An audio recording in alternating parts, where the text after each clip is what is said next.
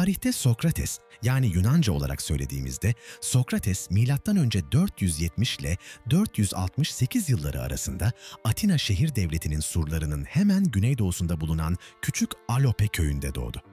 Bugün Batı uygarlığının entelektüel kurucularından biri, felsefenin ve düşünce tarihinin en büyük isimlerinden biri kabul edilse de onun hakkında çok az bilgiye sahibiz.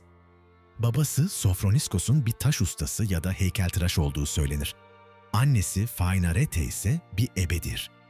Bu bilgiler bize Sokrates'in büyük ihtimalle sıradan bir işçi sınıfı ailesinde doğup büyüdüğünü gösteriyor. Ancak hayatının ilerleyen dönemlerinde onun Atina'nın en zengin ve en bilindik çevreleriyle yakınlık kurması, gençliğinde seçkin bir eğitim aldığını da düşündürmektedir. Fakat Sokrates'i anlamak tarihçiler için hiçbir zaman kolay olmamıştır. Çünkü kendisinden günümüze tek bir yazılı eser kalmamıştır. Onu tanımamızı sağlayan tek şey, çağdaşlarının, öğrencilerinin ve daha sonraki tarihçilerin anlattıklarıdır. Bu durum, onun gerçek düşüncelerini ve yaşam öyküsünü ortaya çıkarmada büyük bir engel teşkil eder. Elimizdeki kaynakların güvenilirliği de tartışmalıdır. Antik çağ yazarlarının çoğu, Sokrates'i ya kendi felsefi görüşlerini desteklemek için bir araç olarak kullandı ya da dönemin siyasi olayları üzerinden değerlendirdi. Yine de tarihçiler özellikle iki ismin aktardıklarını diğerlerinden daha güvenilir kabul eder: Platon ve Ksenofon. Çünkü her ikisi de Sokrates'in öğrencisi ve yakın dostuydu. Platon'un Apologia ve Kriton gibi diyaloglarında, Ksenofon'un ise anılarında yer verdiği Sokrates portresi, filozofun ölümünden yalnızca birkaç 10 yıl sonra yazıya geçirilmişti. Dolayısıyla Atina halkının hafızasında hala taze olan bir figürü anlatıyorlardı. Eğer Sokrates'in gerçek tavırlarından, düşüncelerinden veya davasının ayrıntılarından büyük ölçüde sapmış olsalardı, Atina toplumunda mutlaka itirazlar yükselirdi. Buna karşılık Aristoteles, Diogenes Laertios ya da Plutarkos gibi daha geç dönemde yaşamış yazarların eserleri de önemli bilgiler sunar. Fakat Sokrates'in ölümünden yüzyıllar sonra kaleme alındıkları için tarihsel doğrulukları her zaman sorgulanır. Bu nedenle modern tarihçilerin çoğu, tarihi Sokrates'e ulaşmada Platon ve Ksenofon'un yazdıklarını temel alır. Peki bilinç dediğimiz şey nedir ve nasıl oldu da ortaya çıktı? Bu sorular, insanlığın yüzyıllardır en çok merak ettiği gizemlerden bazıları. Filozofları da, bilim insanlarını da derinden meşgul eden, zihnin maddeyle olan ilişkisini sorgulatan en büyük bilmecelerden biri. İşte tam da bu noktada Oxford eğitimli bir nörobilimci olan Dr. James Cook sahneye çıkıyor. Kendisini bu kanalda dostumuz olarak tanıyoruz. Yeni kitabı The Dawn of Mind, Zihnin Şafağı, bilincin sırrına cesur ve oldukça ikna edici bir açıklama getiriyor. Cook, bilincin bilim ve felsefe tarihindeki yolculuğunu anlatırken, aynı zamanda onun nasıl doğduğunu ve varlığa geldiğini büyüleyici bir dille gözler önüne seriyor. Kitap hakkında yapılan yorumlarda dikkat çekici. Bilinci keşfetmek, neredeyse bir Dan Brown romanı okur gibi. Heyecan verici, sürükleyici ve büyüleyici. Zamanımızın en büyük gizemini anlamak isteyen herkes için mutlaka okunması gereken bir eser. Ama The Dawn of Mind sadece bir kitap değil, adeta bir deneyim. Sublime Time adını verdiği bölümde Cook, hayatın ve bilincin gizemlerine dair kısa ama derin bir yolculuk sunuyor ve bizlere varoluşumuzdaki rolümüzü yeniden düşünme fırsatı veriyor.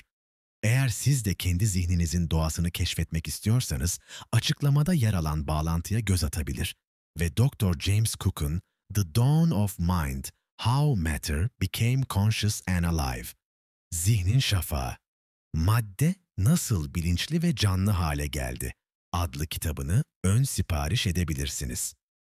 Kitap 3 Aralık 2024'te okurlarla buluşuyor. Bütün bunlara rağmen Platon ve Ksenofon'un aktardıklarını bugün hala biraz şüpheyle okumamız gerekiyor. Çünkü her ikisi de Sokrates'i sadece bir filozof olarak değil, aynı zamanda bir öğretmen ve rehber olarak derin bir sevgiyle anıyorlardı. Bu bağlılık ister istemez eserlerine yansımıştı. Onların gözünde Sokrates'in bilgeliği ve zekası o kadar büyüktü ki, yazdıkları satırlarda bu hayranlık çok açık bir şekilde hissediliyor. Ama işin bir başka boyutu daha var. Antik çağda yazarların, önemli kişilerin sözlerini veya eylemlerini kendi düşüncelerini güçlendirmek için kullanması oldukça yaygındı. Bazen ünlü birine kahramanca özellikler atfedilir, bazen de daha etkili görünmesi için kendi fikirleri o kişinin ağzından yazılırdı. Dolayısıyla Platon ya da Ksenofos'un da Sokrates'e ait olmayan bazı sözleri kendi bakış açıları doğrultusunda eklemiş olmaları ihtimal dışı değil. Bu durum onların kötü niyetle bir şeyler uydurduğu anlamına gelmez. Daha çok dönemin edebi geleneğinin bir yansımasıdır. Antik dünyada bir fikri ya da tezi güçlü göstermek için onu saygın bir kişinin ağzından aktarmak neredeyse olağan bir yöntemdi. Bu yüzden birçok tarihçi, Platon ve Ksenofos'un metinlerinde Sokrates'in hem gerçek sözlerini hem de onların kendi yorumlarını bulabileceğimizi söylüyor. Bütün bu noktaları göz önünde bulundurunca tarihi Sokrates'i yeniden inşa etmeye çalışmak bazılarına neredeyse imkansız bir iş gibi görünebilir. Çünkü elimizdeki kaynakların hiçbiri modern tarih yazımı standartlarına göre güvenilir, kabul edilemez. Yine de bu durum tarihçileri durdurmadı. Tam tersine son 2500 yıldır sayısız araştırmacı Sokrates'in kim olduğunu ve nasıl biri olabileceğini daha net görmek için çabalamaya devam etti. Çocukluğu ve gençliği hakkında elimizde çok az bilgi var. Bu yüzden tarihçiler Sokratik metinlerdeki küçük ayrıntıları o dönemin Atina toplumunda erkeklerin yaşamına dair bildiklerimizle birleştirerek bir tablo çizmeye çalışıyorlar. Sokrates'in doğduğu Alope köyünde yaklaşık 3000 kişi yaşıyordu. Bunun yalnızca 1/3'ü Atina vatandaşıydı. Vatandaşlık yalnızca özgür doğmuş Atina erkeklerine tanınıyordu. Kadınlar, köleler, çocuklar ve Atina dışından gelen yabancılar bu haktan mahrumdu. Sokrates'in yaşamına baktığımızda onun kesinlikle vatandaşlık statüsüne sahip olduğunu söyleyebiliyoruz. Bu da babası Sofroniskos'un da bir Atina vatandaşı olduğunu gösteriyor. Sofroniskos'un sıradan bir işçi değil, muhtemelen yetenekli bir taş ustası veya heykeltıraş olduğu düşünülüyor. Belki de kendi atölyesi ya da taş ocağı olan saygın bir ustaydı. Bu sayede ailesine belirli bir refah ve toplumsal statü kazandırmış olmalı. Öyle ki dostları arasında Atina'nın en etkili insanlarından biri olan Aristides'in oğlunun bulunduğu bile söyleniyor. Bu da Sokrates'in dışarıdan işçi sınıfına ait gibi görünse de aslında görece ayrıcalıklı bir gençlik geçirmiş olabileceğini düşündürüyor. Annesi Fainarete hakkındaysa çok daha az şey biliyoruz. Platon'un bir diyalogunda Sokrates ondan Maia yani ebe olarak söz ediyor. Bunun gerçekten mesleğini mi yoksa mecazi bir anlamı mı kastettiği belirsiz. Bazı tarihçiler Sokrates'in annesindeki şefkatli, koruyucu yönü vurgulamak için mecazi bir şekilde böyle söylediğini düşünüyor. Ancak elimizdeki bazı kanıtlar Fainarete'nin gerçekten ebe olarak çalışmış olabileceğini gösteriyor. Antik Yunan'da ebeler genellikle özgür doğmuş, saygın statüye sahip kadınlardı ve hatta bazıları tıbbi metinler yazmış ya da halka açık dersler vermişti. Bu yüzden Fainarete'nin o dönemin şartları göz önüne alındığında gerçekten bu işi yapmış olması ihtimal dahilinde. Sokrates'in yaşadığı dönemde Atina'da devlet tarafından organize edilmiş bir kamu eğitimi sistemi yoktu. Çocuklar okuma yazmayı genellikle evlerinde özel öğretmenlerden öğrenirdi. Bu öğretmenler çoğu zaman Atina vatandaşı olmayan kölelerdi. Bazen de savaşlarda esir alınmış yabancılar olurdu. Orta sınıf veya üst sınıf Atina ailelerinin neredeyse tamamının birkaç kölesi vardı ve bu kölelerden bazıları ailenin erkek çocuklarını yaklaşık 12 yaşına kadar eğitmekle görevlendirilirdi. Bu temel eğitim genellikle okuma, yazma ve biraz da aritmetik bilgisinden ibaretti. 5. yüzyıl Atina'sında özgür doğmuş ve varlıklı bir aileye mensup erkek çocukları, günlük yaşamda hem özgürlük hem de merak uyandırıcı bir çevre içinde büyürlerdi. Babaları onları pazar meydanlarına, forumlara, tiyatro oyunlarına ve dini festivallere götürürdü. Genç Sokrates de muhtemelen babasının yanında şehirdeki tiyatro yapımlarını izlemiş, atletizm yarışmalarına katılmış ya da filozofların ve devlet adamlarının açık hava tartışmalarını dinlemişti.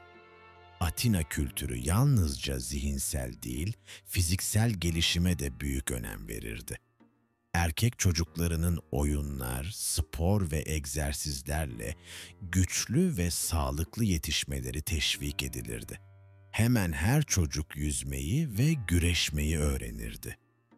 Ayrıca şans oyunları oynamak, kemik parçalarından yapılmış zarlarla eğlenmek gibi küçük uğraşlar da çocukluk eğlenceleri arasındaydı. Yaklaşık 12 yaşına gelen genç erkekler, özellikle toplumda belli bir statüye sahip ailelerden gelenler artık daha ileri bir eğitime başlardı. Jimnazyumlarda beden eğitimi ve müzik dersleri almaya yönlendirilirlerdi. Beden eğitimi sadece sağlıklı kalmak için değil, aynı zamanda gelecekteki askerlik hizmetine hazırlık için de zorunluydu. Müzik ise bugünkünden çok daha geniş bir anlama sahipti. Lir veya flüt çalmayı öğrenmek, şiir ezberlemek, dans etmek, hatta dini ritüellerde kullanılan şarkıları icra etmek bu kapsamdaydı. Ünlü müzik öğretmeni Lampros'un rehberliğinde Sokrates'in gençliğinde lir çalmayı öğrendiği bilinir. Daha sonraki yıllarda müzisyen Konon'dan da daha gelişmiş teknikler öğrenmiştir. Müzik eğitimi sanatın ötesinde bir kültürel eğitimdi. Çünkü şairler aynı zamanda tarihçiydi. Tanrıların mitlerini anlatıyor, toplumun kolektif hafızasını canlı tutuyorlardı. Sokrates gençliğinde Pindaros, Sappho ve Anakreon gibi şairlerin eserlerini ezberleyip seslendirmeyi öğrendi. Bu nedenle onun çocukluğu yalnızca bir filozofun değil, aynı zamanda şehrinin kültürel ve dini hayatına derinden bağlı bir Atinalı'nın yetişim süreciydi. Bu jimnastik ve müzik eğitimi dönemi genellikle 2 ila 4 yıl sürerdi. Ergenliğe veya erken gençliğe ulaşan erkekler babalarının mesleğinde çıraklık yapmaya da başlardı. Atina yasaları babaların oğullarına yetişkin olduklarında geçimlerini sağlayacak bir beceri kazandırmalarını şart koşuyordu. Bu yüzden Sokrates'in de babasının mesleğini öğrenmek üzere taş ustalığında ya da heykeltıraşlıkta bir süre eğitim görmüş olması muhtemeldir. Ancak bu onun kaderi değil, yalnızca askeri çağa gelene kadar bir uğraş olarak düşünülmüş olabilir. Çünkü Atina'da her genç erkek vatandaş zamanı geldiğinde askerlik yapmak zorundaydı. Sokrates yaklaşık 15 yaşındaydı. O sıralarda Atina Meclisi önemli bir karar aldı. Delos adasında bulunan Delian Birliği'nin hazinesi Atina'ya taşınacaktı. Resmi gerekçe Perslerden gelebilecek olası saldırılara karşı bu büyük hazineyi daha güvenli bir yerde korumaktı. Birlik yıllar önce Perslere karşı kazanılan zaferin ardından kurulmuştu ve üyeler her yıl ortak savunma için altın ve gümüş katkısı yapıyordu. Ancak Atina'nın önde gelen siyasetçileri için bu yalnızca bir güvenlik önlemi değil, aynı zamanda büyük bir fırsattı. Perikles'in önderliğinde Atina, bu hazineyi kentin ihtişamı için kullanmaya başladı. Pers istilasının izlerini hala taşıyan şehir, görkemli bir inşa sürecine girdi.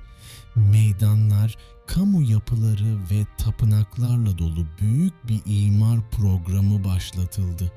Bu programın zirvesinde ise bugün bile hayranlık uyandıran Parthenon yükseliyordu.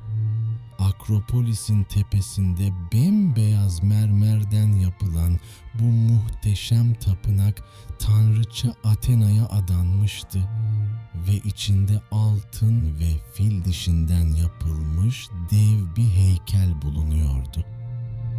Böylesi bir inşaat furyası Atina'daki taş ustaları, heykeltıraşlar ve diğer zanaatkarlar için büyük bir iş kaynağı oldu. Sokrates'in babası Sofroniskos'un da bu işlerden payını almış olması kuvvetle muhtemeldir. Genç Sokrates babasının mesleği sayesinde kentin taş taş üstüne koyarak nasıl büyüdüğüne ve ihtişamına kavuştuğuna yakından tanık oluyordu. Fakat bu refahın gölgesinde huzursuzluk da büyüyordu. Delyan Birliği'nin diğer üyeleri katkılarının ortak savunma yerine Atina'nın görkemini artırmak için harcandığını fark ettikçe öfkelendi. Haraç ödemeyi reddeden kentlere karşı Atina zorla seferler düzenlemeye başladı. Bir zamanlar eşit ortaklardan oluşan bir konfederasyon giderek Atina'nın hakimiyet kurduğu bir imparatorluğa dönüşüyordu. Bu durum Sparta ve Korint gibi güçlü şehir devletlerini rahatsız etti. Onlar da Atina'ya karşı hazırlıklara girişti. Böylece Sokrates'in gençliğini şekillendiren atmosfer ortaya çıktı. Atina artık yalnızca kültürün ve felsefenin merkezi değil, aynı zamanda uzun sürecek bir savaşın eşiğinde bir güç haline gelmişti. Genç Sokrates reşit olduğunda kentin ihtiyaç duyduğu en önemli şeylerden biri de askerdi. Çünkü Peloponnes savaşlarının gölgesi artık iyice yaklaşmıştı. Genç Sokrates'in hayatında eğitim önemli bir yer tutmaya devam ediyordu. Ergenlik yıllarının ortalarında ya da sonlarında karşısına çıkan en etkili figürlerden biri filozof Arkelaos oldu. Arkelaos sıradan bir düşünür değildi.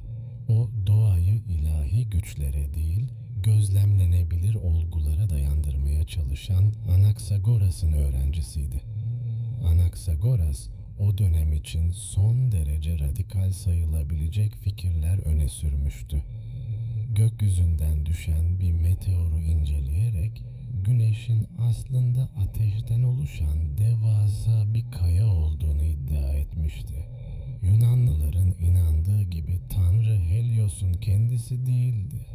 Aynı şekilde ay ışığının kendi başına parlamadığını, aslında güneşten yansıyan bir ışık olduğunu ileri sürdü. Volkanların patlamalarını, depremleri ve gökkuşaklarını tanrıların gazabı veya lütfu yerine doğal süreçlerle açıklamaya çalıştı. Bu yaklaşım dönemin dinsel dünyasına meydan okuyordu ve Sokrates'in zihninde kalıcı bir iz bıraktı. Çağdaş yazar Ion of Chios'un seyahat notlarında İsa'dan önce 451 yılında genç Sokrates'in hocası Arkelaos'la birlikte Samos adasına gittiği yazılıdır.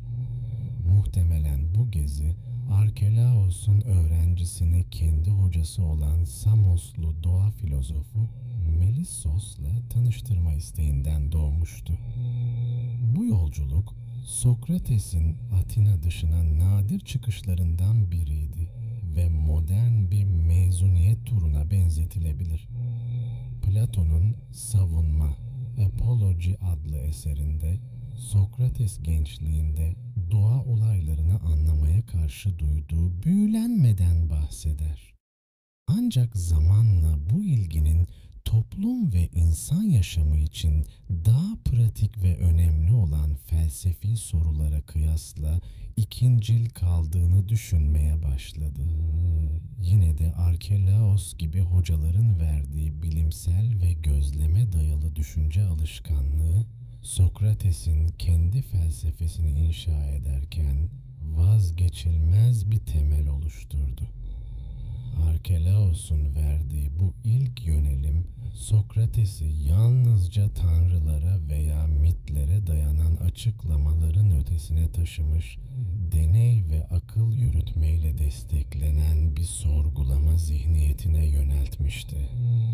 Bu da ileride onun toplumun ahlakı, erdemi ve bilgeliği üzerine kuracağı ünlü sorgulayıcı felsefi yaklaşımın ilk kıvılcımlarını oluşturdu. Sokrates 18 yaşına geldiğinde Atina'daki her genç erkek vatandaş gibi resmen topluluğa kabul edildi. Demosunun yani yerel halk meclisinin önünde kendini tanıttı, vatandaşlık haklarını kazandı ve artık bağımsız bir birey olarak kabul edildi. Bu noktadan sonra Atina demokrasisinin sunduğu tüm imkanlardan yararlanabiliyordu. Mülk sahibi olabilmek, mahkemelerde görev almak, kura yoluyla kamu görevlerine seçilmek ve mecliste oy kullanmak. Fakat Perikles'in yönetimindeki Atina'da vatandaşlığın sorumlulukları da vardı. Güçlü bir orduya duyulan ihtiyaç nedeniyle gençler askeri eğitim için çağrılırdı. Sokrates de bu sistemin bir parçası oldu. Bir hoplit yani ağır zırhlı piyade olmak sıradan işçi sınıfı için neredeyse imkansızdı. Çünkü zırh, kalkan, mızrak ve kılıçtan oluşan tam donanım yüzlerce drahmi ediyordu. Bu maliyeti karşılayabilmek ailesinin belli bir ekonomik güce sahip olduğunu gösteriyordu. Muhtemelen babasının desteğiyle gerekli silah ve zırha sahip oldu. Genç hoplitler ilk eğitimlerini Attika'nın sınır bölgelerinde alırdı. Bu dönem hem disiplin kazanmalarını hem de savaşın temel becerilerini öğrenmelerini sağlıyordu. Köylerde devriye gezerek, sınırları koruyarak ve düzenli tatbikatlarla hem bedensel hem de zihinsel olarak hazırlanırlardı. Sokrates'in gençlik yıllarında katıldığı ilk büyük savaşlardan biri hakkında doğrudan kanıt yoktur. Yaklaşık 22 yaşında olduğu dönemde Koroneia Savaşı yaşandı ve çağrılma ihtimali yüksekti. Ancak kaynaklar bunu kesinleştirmez. Onun savaş meydanında kesin olarak bulunduğunu bildiğimiz ilk olay, 38 yaşında katıldığı Potidaya Seferidir. Bu sefer tam 3 yıl sürdü ve Atina için zorlu bir mücadeleydi. Daha sonra 40'lı yaşlarının ortalarında Delian Savaşı'na da katıldığı kesin olarak bilinir. Sokrates'in adı bu iki savaşla anılsa da, aradaki uzun yıllar boyunca da askerlik yapmış olması kuvvetle muhtemeldir. Üstelik Potidaya ve Delion seferleri uzun, tehlikeli ve yorucu görevlerdi. Atina askerleri genellikle bu kadar ileri yaşlarda bu denli uzun süre hizmet etmezdi. Bu da Sokrates'in kendi isteğiyle yani gönüllü olarak katıldığını düşündürüyor. Eğer öyleyse gençlik yıllarından itibaren giderek deneyim kazanmış, orta yaşına geldiğinde usta bir savaşçıya dönüşmüştü. Sokrates'in kimliğini düşündüğümüzde aklımıza genellikle yalın ayak, sade giyimli, sokaklarda öğrencileriyle tartışan filozof gelir. Fakat gençliğinde ve orta yaşlarında onun bir başka yüzü vardı. Savaşçı şair. Askeri disiplin, dayanıklılık ve cesaret konusundaki ünü Atina ordusunda gerçekten saygı uyandırıyordu. İsminin anlamı bile dikkat çekiciydi. Güçte güvenli. Bu, onun kişiliğiyle neredeyse birebir örtüşüyordu. Kaynaklar, Sokrates'in hem fiziksel acıya hem de zor doğa koşullarına olağanüstü bir sabırla katlandığını aktarır.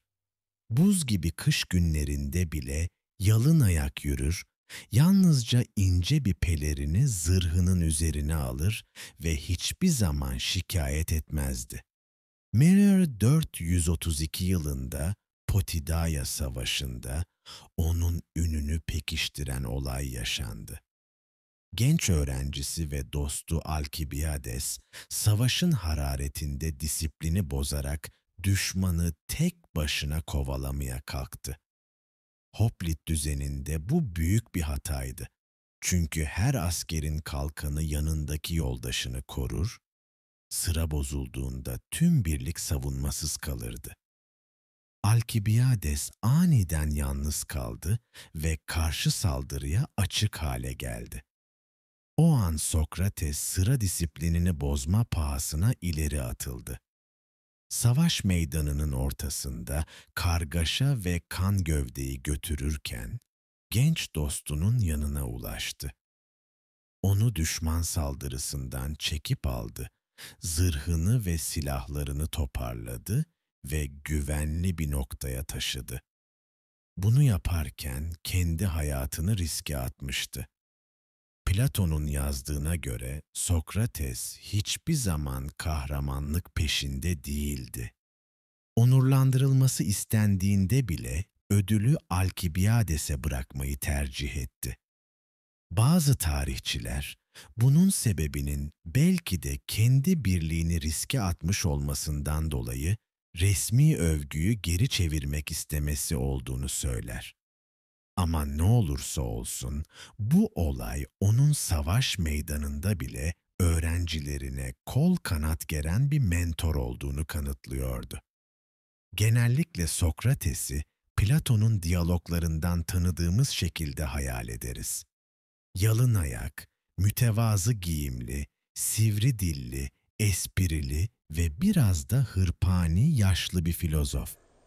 Ancak onun gençliğine baktığımızda ortaya bambaşka bir tablo çıkar. Genç Sokrates'in muhtemelen kaslı, güçlü ve sağlam yapılı bir bedeni vardı. Yıllar boyunca aldığı jimnastik eğitimi, askeri talim ve belki babasının taş ustalığı atölyesinde çalışırken ağır blokları kaldırmak ona son derece dayanıklı bir vücut kazandırmış olmalı. Kısa boyu, geniş omuzları ve sağlam yapısı onu savaş meydanında dikkat çeken bir hoplit haline getiriyordu. Yine de çağdaşlarının çoğu onun fiziksel görünüşünü güzel bulmamıştı. Hatta çirkinliğiyle ünlü denirdi. Geniş burun, iri dudaklar, dışarı fırlamış gibi duran iri gözler. Ama bunlar gençlik yıllarında iyi bir beden yapısıyla birleştiğinde bambaşka bir etki yaratıyor olabilir. Tarihçiler, genç Sokrates'i daha yakışıklı ve etkileyici hayal etmenin hiç de yanlış olmadığını söylüyor. Onun özel hayatıysa sisler arasında. Bazı biyograflar gençliğinde ünlü kadın düşünür, Aspasya'ya aşık olmuş olabileceğini öne sürer. Aspasya, Atina'ya göç ettikten sonra zekası, eğitimi ve güzelliğiyle kısa sürede ün kazanmış, Perikles'in hayat arkadaşı olmuştu. Platon'un eserlerinde Diotima adıyla geçen kadın figürünün aslında Aspasya olduğunu düşünen araştırmacılar da vardır. Eğer bu doğruysa, Sokrates'in aşk ve felsefe anlayışında Aspasya'nın izlerini görmek mümkündür. Ayrıca Sokrates'in hayatında önemli bir figür olan Alkibiades de bu bağlantılar üzerinden onun çevresine dahil olmuştu. Alkibiades, Perikles'in koruması altındaydı ve Aspasya'nın akrabasıydı. Platon'un aktardığına göre Sokrates ve Alkibiades Potidaya seferinde aynı çadırı paylaştılar. Bu durum Sokrates'in yalnızca felsefi değil, duygusal ve insani ilişkilerinde de karmaşık bir ağın içinde olduğunu gösteriyor. Tüm bu bağlantılara rağmen Platon ve Ksenofon gibi kaynaklarda Perikles ve Aspasya'dan neredeyse hiç söz edilmez. Belki bu, söz konusu figürlerin zamanla halk arasında kötü bir ün kazanmasıyla ilgilidir. Belki de Sokrates'in onlarla olan bağının sonraki kuşaklar tarafından görmezden gelinmesi tercih edilmiştir. Ama ihtimal dahilinde olan şey şudur: gençlik yıllarında Sokrates sadece bir filozof değil, aynı zamanda çekici, güçlü, sosyal çevresi geniş bir adamdı. Ve bu yönü bugün elimizdeki kaynakların gölgesinde kalmış olabilir. Sokrates'in özel hayatı da en az fikirleri kadar tartışma yaratmıştır. Kaynakların üzerinde büyük ölçüde hemfikir olduğu noktalardan biri, onun hayatı boyunca 2 kez evlendiğidir. İlk eşi soylu bir aileden gelen Mitto'ydu. Babası Lysimachus, Atina'nın saygın simalarındandı ve Mitto, ünlü devlet adamı Aristides the Just'ın torunuydu. Rivayete göre Lysimachus kızına çeyiz vermek istediğinde Sokrates bunu kabul etmedi. Bu hem Sokrates'in mütevazı bir karaktere sahip olduğunu hem de maddi açıdan böyle bir desteğe mecbur kalmadığını düşündürür. Mitto hakkında fazla ayrıntı bilinmez ama Sokrates'ten epey genç olduğu tahmin edilir. Platon'un aktardığına göre Sokrates öldüğünde 70 yaşındaydı ve 2 oğlu henüz gençlik çağına yaklaşmıştı. Bu da en büyük oğlunun Sokrates'in 40'lı hatta 50'li yaşlarında doğduğunu gösteriyor.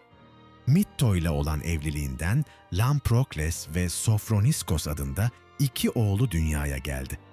Sokrates 50'li yaşlarına geldiğinde ise hayatına genç bir kadın girdi: Xantippe. İlk başta onun bir metres olduğu, Mitto'nun ölümünden sonra ise resmi eşi haline geldiği aktarılır.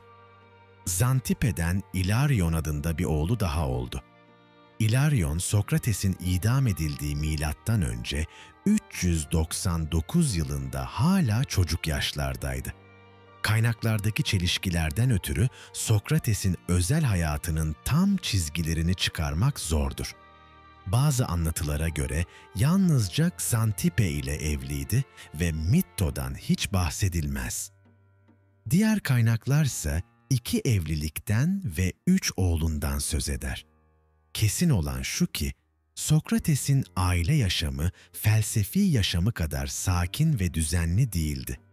Uzun askeri seferler, yıllarca süren eğitimler ve sürekli entelektüel tartışmalar arasında evlilikleri ve çocuklarıyla olan ilişkisi hep gölgede kaldı. Sokrates, savaş meydanında asker kimliğiyle öne çıktığı yılların arasında Atina'ya döndüğünde bambaşka bir role bürünüyordu. Kendi şehrinde, Agora'nın kalabalığı içinde yalın ayak yürüyen, yoksul görünümlü ama bilgelikle dolu bir adam olarak herkesin gözüne çarpıyordu. O, hiçbir zaman servetin peşinden koşmadı. Öğrencilerinden para almayı reddetti. Derslerini tamamen özgür bir şekilde sundu. Bazı tarihçiler onun birkaç kiralık mülkten gelir elde ettiğini ve askerlikten emeklilik maaşı aldığını öne sürerler. Yine de halkın gözünde Sokrates, basit bir pelerin ve çıplak ayaklarıyla gösterişten uzak bir düşünür olarak hatırlanır. Her gün Atina'nın kalbi olan Agora'ya giderdi. Burada kitapçılarla konuşur, tüccarlarla tartışır, sanatçılarla sohbet eder ve öğrencilerinin sorularına vakit ayırırdı. Onun için Agora bir okuldan çok daha fazlasıydı. Yaşayan bir laboratuvardı. Sokrates herkesle konuşmaya gönüllüydü. İster aristokrat bir devlet adamı, ister sıradan bir zanaatkar, ister genç bir öğrenci olsun, hiç fark etmezdi. Zengin dostlarının evlerinde düzenlenen felsefi sempozyumlara da sık sık katılırdı. Bu toplantılar, şarap ve yemek eşliğinde derin tartışmaların yapıldığı entelektüel buluşmalardı. Platon ve Xenofon'un eserlerinde de yer alan bu sahneler, aslında Sokrates'in fikirlerini toplumun önde gelenlerine doğrudan aktardığı anların belgeleridir. İşte bu kamusal yaşam ve herkesle tartışmaya açık tavrı, Sokrates'in felsefi yöntemini şekillendirdi. Sorgulamaya, yani karşısındakine sürekli sorular yöneltmeye dayalı bu yaklaşım, yalnızca öğrencilerinin değil, tüm Atina toplumunun düşünce biçimini etkilemeye başladı. Zamanla bu yöntem, Batı düşüncesinin en güçlü temellerinden biri haline gelecekti. Gençliğinde gökyüzüne, yıldızlara, doğanın gizemlerine hayranlıkla bakan Sokrates, yetişkinliğe ulaştığında bu merakını farklı bir yöne çevirdi. Doğal felsefe ona başlangıçta büyüleyici görünse de zamanla hayal kırıklığına uğradı. Çünkü bu alan o dönemde henüz emekleme aşamasındaydı. Sunduğu cevaplar sınırlıydı ve insan hayatına, mutluluğa ya da toplumun düzenine doğrudan bir katkısı yok gibiydi. Sokrates için daha önemli bir mesele vardı. İnsan varoluşunun asıl anlamı. Ona göre evrendeki doğal düzeni bilmek yeterli değildi. Esas soru, insanın nasıl yaşaması gerektiğiydi. İşte bu nedenle ilgisini epistemolojiye, yani bilginin doğası ve kaynağına, bir de ahlak felsefesine yöneltti. Onun için bilgi sadece soyut bir kavram değildi. Erdemin kapısını açan anahtardı. Bilgiye sahip olmak, doğruyla yanlışı ayırabilmek, adil, cesur, ölçülü ve bilge bir yaşam sürmek demekti. Yanlış bilgiyle ya da cehaletle yaşayan insanlar, Sokrates'e göre kaçınılmaz olarak mutsuz oluyordu. Oysa bilgiyle yönlendirilen, etik değerlere uygun yaşayanlar, içsel bir huzura ve mutluluğa erişebiliyordu. Bu nedenle Sokrates, ünlü cümlesinde şunu dile getirdi: İncelenmemiş hayat, yaşanmaya değmez. Ona göre insanın kendini bilmesi, kendi ruhunu tanıması ve sürekli sorgulaması en büyük göreviydi. Çünkü kendini tanımayan insanın ne doğruyu kavrayabilmesi ne de erdemli bir hayat sürdürebilmesi mümkündü. Sokrates'in gözünde ruhun ahlaki olarak eğitilmesi en az bedenin sağlığı kadar gerekliydi. Her birey sadece kendi için değil, içinde yaşadığı toplum içinde erdemli olmak zorundaydı.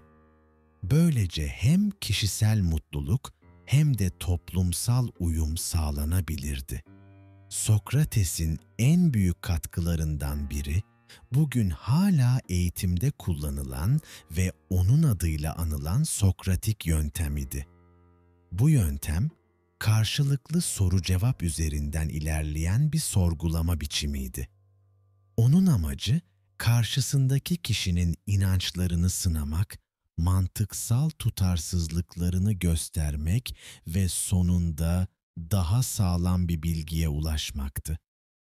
Sokrates bu yöntemi iki farklı şekilde kullanıyordu. Elenchus, yani çapraz sorgulama, bir kişinin düşüncelerindeki çelişkileri açığa çıkarmak için sert ve doğrudan sorular içerirdi. Bu yaklaşım, özellikle gururlu politikacılar ya da kendini bilgili zanneden entelektüeller için rahatsız edici olabiliyordu.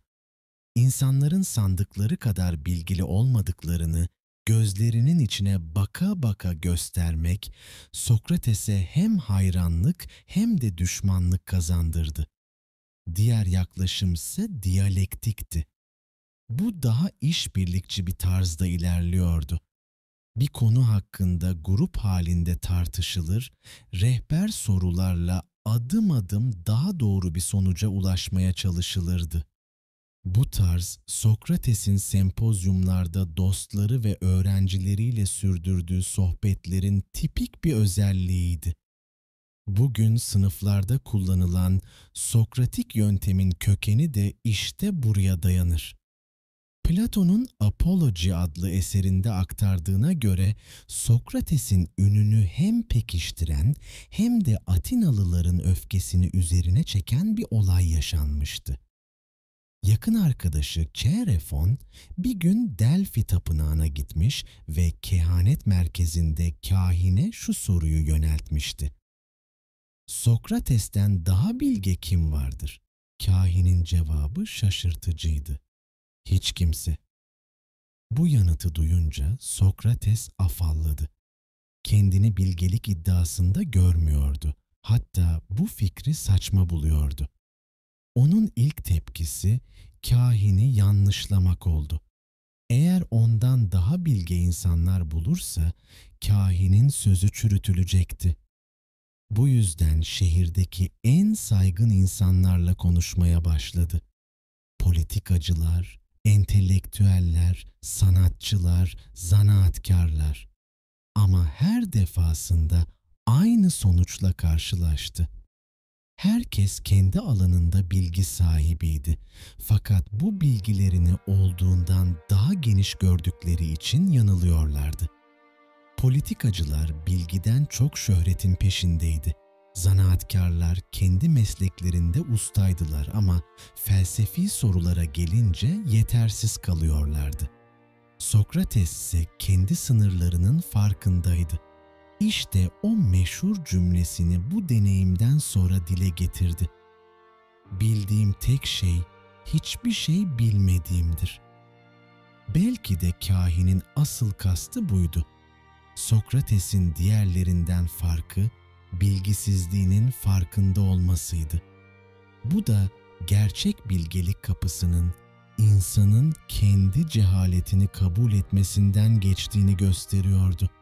Sokrates'in tartışma tarzının en çarpıcı yönlerinden biri kullandığı elenchus yani çapraz sorgulama yöntemiydi. Bu yöntem karşısındakinin düşüncelerindeki tutarsızlıkları adım adım açığa çıkarmaya yarıyordu. Çoğu zaman tartışmalar aporia denilen bir noktada son buluyordu. Yani çözümsüz bir çıkmazdı. Bu durumda tartışmaya katılan kişi kendi inançlarının aslında sağlam bir temele dayanmadığını fark ediyor fakat yeni bir cevap da bulamıyordu. Sokrates'in amacı hiçbir zaman işte doğru budur demek değildi. O mutlak hakikati sunmaktan ziyade insanların kendi düşüncelerini sınamalarını sağlamak istiyordu. Onun için asıl değerli olan sürekli sorgulama süreciydi. Çünkü yerleşmiş kabul gören bilgiler bile eleştirilmeden doğru sayılamazdı. Sokrates'in verdiği en büyük ders şuydu: ne kadar bildiğini düşünürsen düşün, aslında bilginin sınırında dolaşıyorsun. Ancak bu yaklaşımın doğal bir sonucu vardı.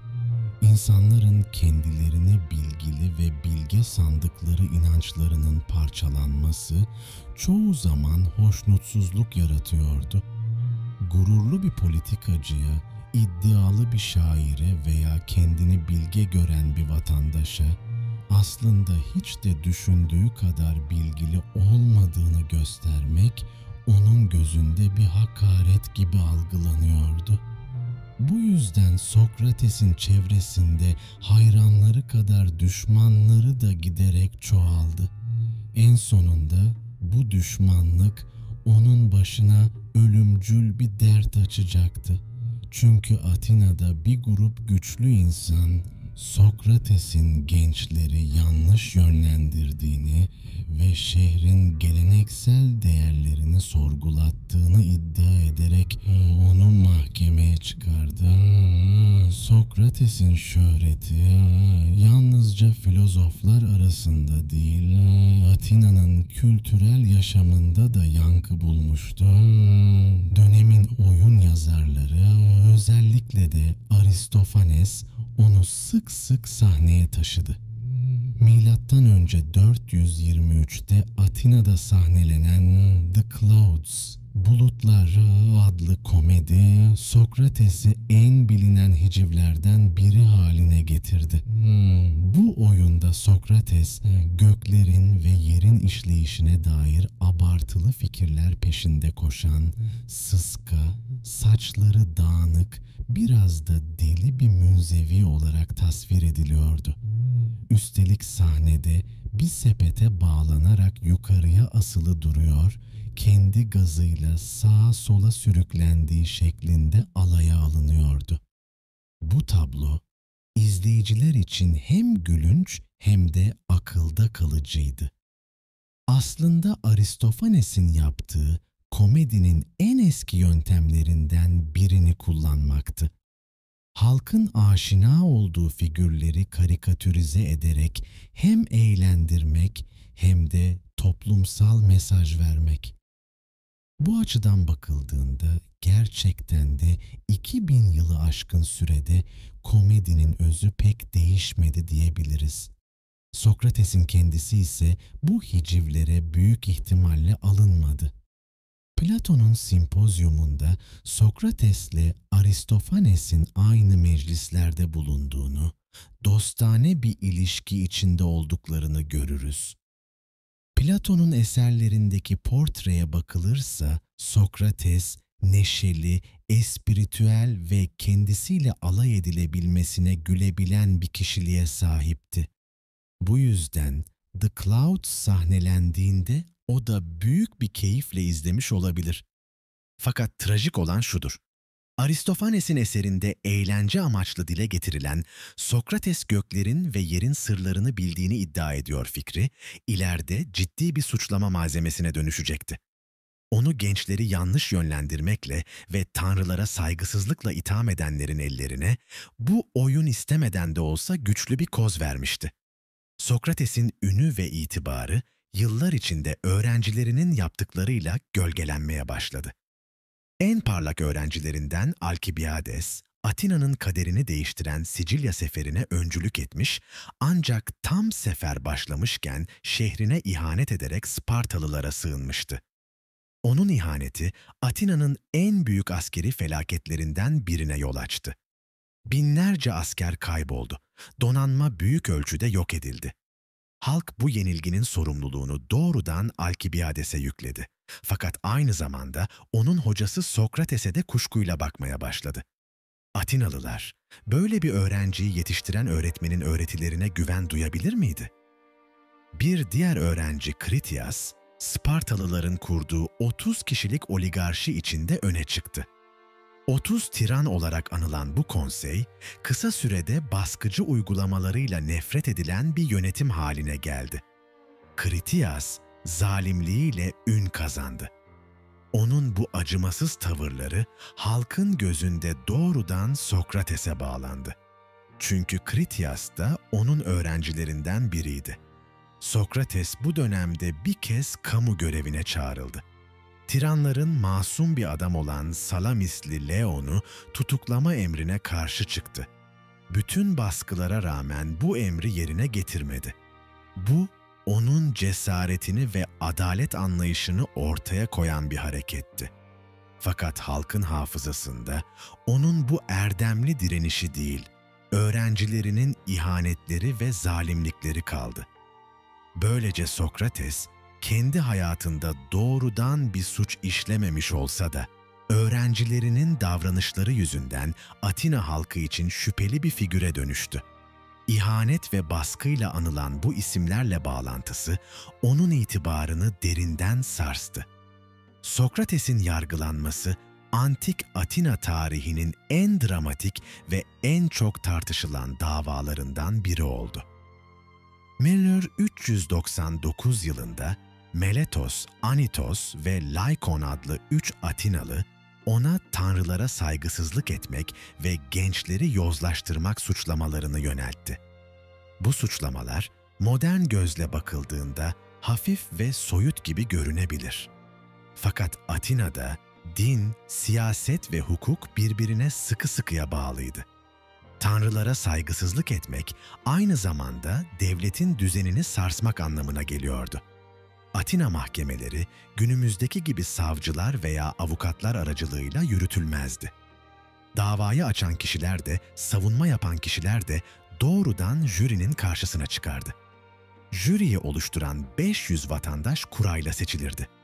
Böylece rüşvet neredeyse imkansız hale getirilmişti. Her iki tarafın konuşma süresi de bir su saatiyle ölçülürdü. Sokrates savunmasında hiçbir zaman suçunu kabul etmedi.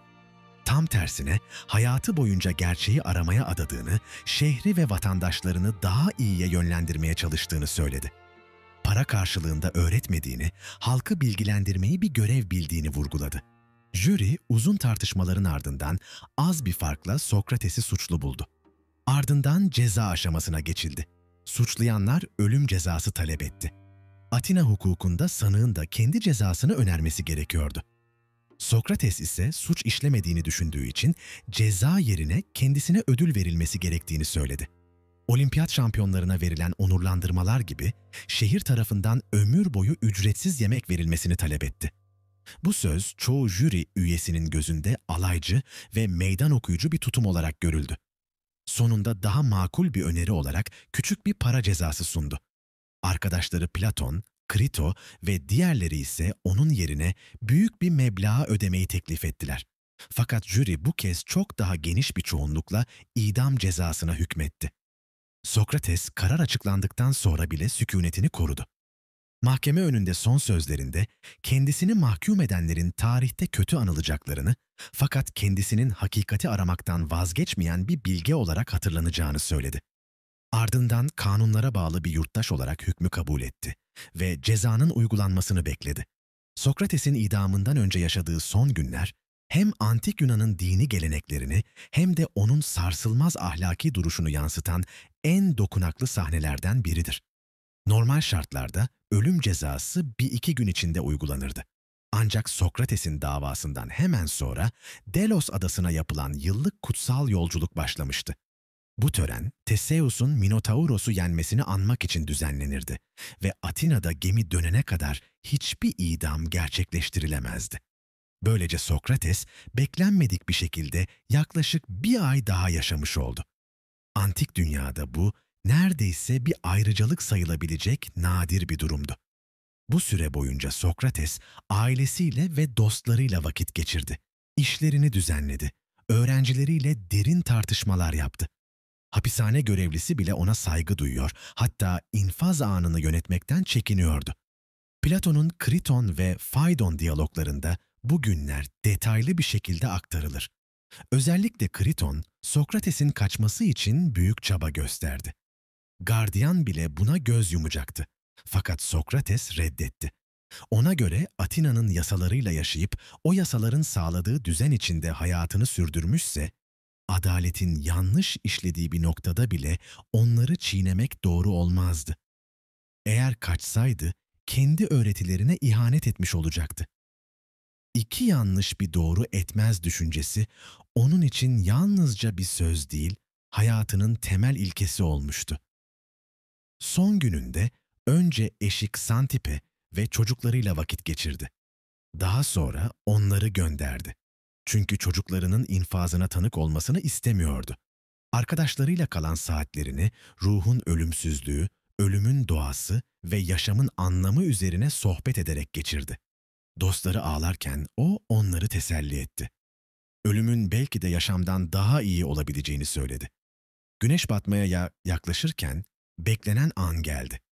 Gardiyan baldıran zehriyle içeceği getirdiğinde Sokrates sakinliğini hiç bozmadı. Dostlarıyla vedalaştı. Sonra içeceği bir dikişte içti ve yatağına uzandı. Son nefesinden hemen önce dostu Kriton'a döndü ve tarihe geçen sözlerini söyledi. Asklepios'a bir horoz borçluyum. Unutma onu adağını. Bu cümlenin anlamı yüzyıllardır tartışılıyor. Kimileri bunun gerçek bir dini borç olduğunu, kimileri ise metaforik bir ifade olduğunu düşünüyor. Belki de Sokrates yaşamı bir hastalık gibi görüyordu ve ölümü bir şifa olarak kabul etmişti. Böylece Asklepios'a, yani şifa tanrısına bir teşekkür borcu olduğunu ima etmişti. Sonunda Sokrates'in hayatı gibi ölümü de sorular ve tartışmalarla doluydu. Ama kesin olan bir şey vardı. o kendi ilkelerine son ana kadar sadık kalarak öldü. Onun adı insanlık tarihine özgürlüğün, bilgelik arayışının ve cesaretin sembolü olarak kazındı. Sokrates'in ölümünden sonra bıraktığı miras, onu yalnızca bir filozof değil, neredeyse insanlık tarihinde bir sembol haline getirdi. Tıpkı Buda, İsa veya Laozi gibi, o da öz bilgi, ruhun arınması ve ahlaki gelişim üzerinde ısrarla durmuştu. Ancak bu üç figürden farklı olarak Sokrates hiçbir zaman tanrılaştırılmadı. Adı etrafında bir din veya kült doğmadı. Yine de düşünceleri ve yöntemi dinlerin içsel yapısını derinden etkiledi. Özellikle ruhun doğası, ölümsüzlüğü ve erdem anlayışı üzerine fikirleri, erken dönem Hristiyan düşünürleri üzerinde büyük bir yankı uyandırdı. Aziz Augustinus'tan kilise babalarına kadar birçok teolog, onun argümanlarını kendi inanç sistemleriyle harmanladı. Sokratik diyaloglar bugün hala teoloji kütüphanelerinin temel taşlarından biridir. Eğitim alanında da mirası sarsılmazdır. Sokratik yöntem dediğimiz soru-cevap tekniği, modern Batı sınıflarının neredeyse tamamında uygulanır. Öğrenciyi düşünmeye zorlayan, cevapları dikte etmek yerine kendi mantığıyla bulmasını sağlayan bu yöntem, eleştirel düşüncenin ve özgür sorgulamanın temelidir. Siyaset ve hukukta da etkisi tartışmasızdır. Demokrasi, oligarşi, vatandaşlık ve sivil itaatsizlik konularında söyledikleri ya da öğrencileri aracılığıyla aktarılan görüşleri hala modern akademinin en hararetli tartışmalarından biridir. Onu sevenler kadar sertçe eleştirenler de oldu. Özellikle Nietzsche, Putların Alacakaranlığı ve Deccal eserlerinde Sokrates'i hedef alarak onun rasyonalizmini yaşama karşı bir kötümserlik olarak görmüştür. Buna rağmen Sokrates'in en büyük katkısı akıl ve sorgulamanın üstünlüğünü ilan etmesidir. Doğal felsefeyi reddetmiş olsa bile metafizik konularda bile mantıklı açıklamaların peşinden koştu. Bildiğim tek şey hiçbir şey bilmediğimdir sözü epistemolojinin ve bilimin temellerine dönüştü. Aristoteles'in geliştirdiği bilimsel yöntemin en erken esin kaynağı Sokrates'in bu yaklaşımıydı. Belki de en çarpıcı yönü üstün otorite fikridir. İnsan yasalarının ve devletin gücünün üzerinde daha yüce bir otoritenin, aklın, vicdanın veya ilahiliğin bulunduğunu ilan etti. Bu düşünce hem modern hukukta hem de insan hakları anlayışında yankı bulmaya devam ediyor. Onun haksız bir hükme boyun eğmesi aslında bu düşüncenin en güçlü kanıtıydı. Etini mahkemeler alabilirdi ama ruhunu ve ilkesini alamadılar. Bugün hala Sokrates üzerine çalışan tarihçiler, bir yandan onun hakkında güvenilir kaynakların eksikliğiyle boğuşur, bir yandan da bu en zor ulaşılan figürü anlamaya çalışır. Belki Sokrates'in kendisi de bundan hoşlanırdı. Çünkü onun için önemli olan nihai cevaba ulaşmak değil, daima sormak, daima sorgulamaktı. Ve işte paradoks şu: Sokrates'in yaşamı boyunca en çok yaptığı şey, bilginin sınırlarını göstermekti. Oysa şimdi tarih boyunca çok az insan onun kadar büyük ve erişilmez bir yer edinmiştir. Bu da belki onun en büyük zaferidir. Sokrates hakkında siz ne düşünüyorsunuz? Batı felsefesinin babası unvanını gerçekten hak ediyor mu? Görüşlerinizi yorumlarda bizimle paylaşın. İzlediğiniz için çok teşekkürler. Bu video, Gece Gelen Tarih Belgeselleri serisinin bir parçasıydı. Henüz abone olmadıysanız lütfen kanala abone olun ve yeni videoları kaçırmamak için zil ikonuna tıklayın. Videolarımızı desteklemek, daha fazla içerik üretmemize katkı sağlamak ve gelecek bölümlerde bizimle birlikte yolculuğa devam etmek için sizlerden gelecek yorumlar ve paylaşımlar bizim için çok değerli. Tekrar teşekkür ederiz. Bir sonraki videoda görüşmek üzere.